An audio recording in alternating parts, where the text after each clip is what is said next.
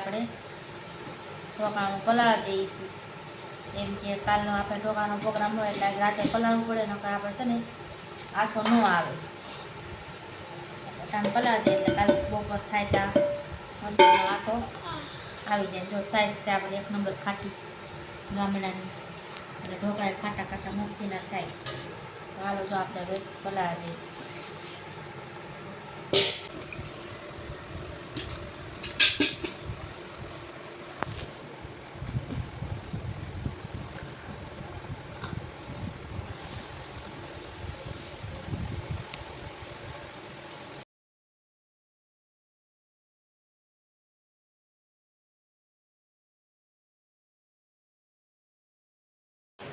હાલો જો આપણે આથો મૂકી દીધું પલાળીને. આપણે સવાર થાય ને તો આથો અસલ આવી જાય મસ્તીનો ઢોકળાનું. આપણે પલાળાવી દીધું જો મસ્તીનું. હવે આપણે એને થાળી ઢાંકી દઈએ અને માથે મૂકી ખાવણી. અને હજી કાન માથે મૂકશું આપણે ઈટ, એટલે શું છે સવાર થાય ને તો મસ્તીનો આથો આવી જાય. એમ કહે છે કે બધા કે આથાવાળી વસ્તુ આપણે ગમે એ બનાવી હોય ને કે પલાળી હોય ને એટલે ખમાય માથે વજન મૂકવાનું, વજનવાળી મૂકો ને એટલે આથો 1 નંબર આવે સરસ મસ્તીનો. હવે ઈટ મૂકી દઈએ. જય માતાજી, જય ભોળાનાથ. કેમ છે બધાને? તો જો આજે અમારે છે ઢોકળાનો પ્રોગ્રામ. તો જો આપણે આ એક કાણ ઉતરી ગયો છે, આ બીજો છે, અને ભૌતિકભાઈ તીખા ખાવા છે, અમારે મોળા ખાવા છે. અને આજ અમારે છે વઘારેલા ઢોકળાનો પ્રોગ્રામ. સાદા ઢોકળા નહીં, વઘારેલા. અને અહીંયા બની ગઈ છે આપણે લાલ જવાબ ચટણી. અને આ છે જો આપણો જે છેલ્લો ઘાટ ચડી જવા એવો છે. અને આ આપણે નવીન ઢોકળું આજ કાઢ્યું છે કે જૂનવાણી પહેલાંનું. ભૌતિકે શું કીધું કે આમાં છે ને અસર થાય છે જો આવી સરસ થોડી મોટી થાય. ઓલામાં નવું ઢોકળ્યું છે ને આમ પોચી થાય જો ખમણ જેવી થાય આમાં. એટલે કે મમ્મી આપણે પહેલાનું ઢોકળ્યું હતું એ કાઢી નહીં કે ખમણ જેવું થાય વઘારેલા કરવા છે. એટલે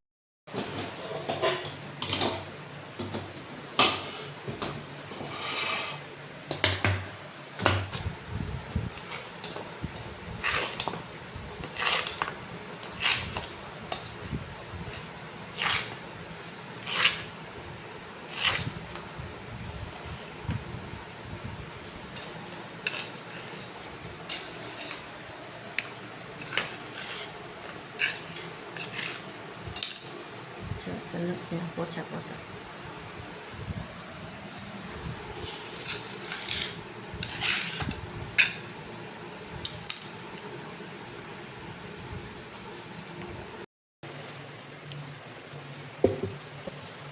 ચાલો તેલ આવી ગયું છે. હાલો નાખ દે રાઈ. રાઈ જાતી હોય અમે તો મજા આવે ચોખા. રાઈ આવી ગયું નાખ દે તો નીકળો.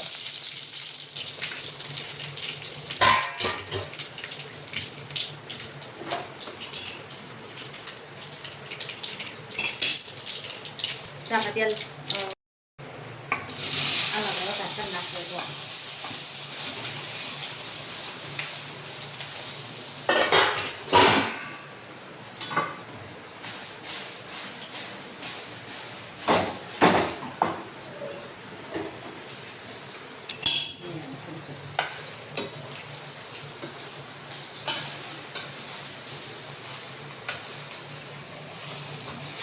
નાનું પડ્યું એ હલવામાં થોડુંક નાનું પડ્યું મને ત્યાં ખમાઈ જાય.